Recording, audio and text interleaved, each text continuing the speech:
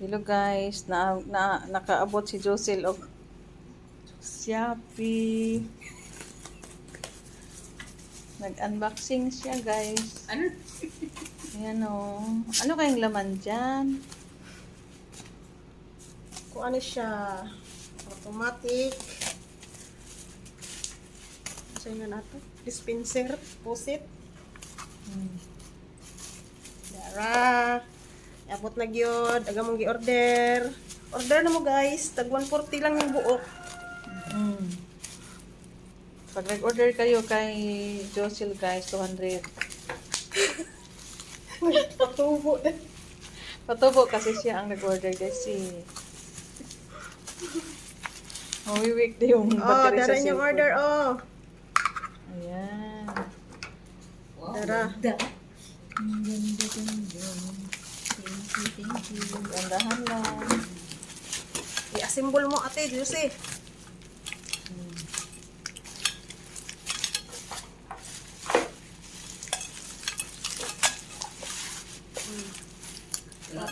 Duha na.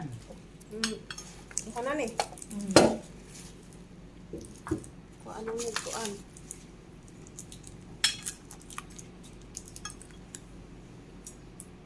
Naara usa ka. Uy, mong kamot.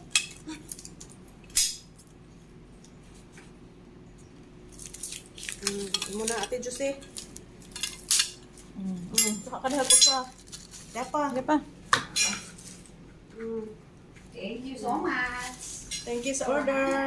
Sa ulitin. So, yan yun guys. 4 na piraso. Uy, tiil mo nung iyawanin mo. Tiil, maiko na. Isuksok na. Ano suksok? Ano ka? Suksok. Hana. Di, oy, balik na. Ha? Tara guys. Ano mo na? Suksok.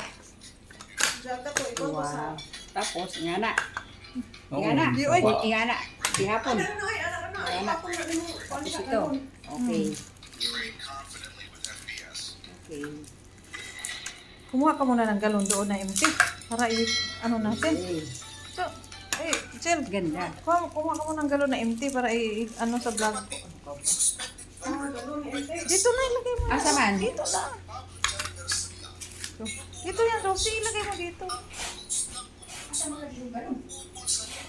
Kanang nadihay gamay tubig, God.